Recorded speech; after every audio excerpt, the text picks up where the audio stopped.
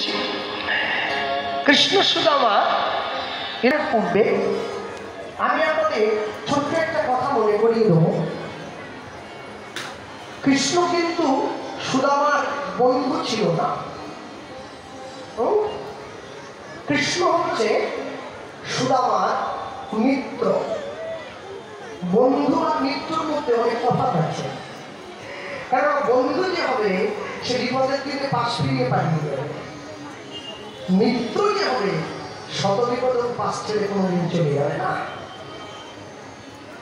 খবরদার কখনো বলবেন না সুদামার বন্ধু কৃষ্ণ, না, মিত্র বলবেন, সখা বলবেন।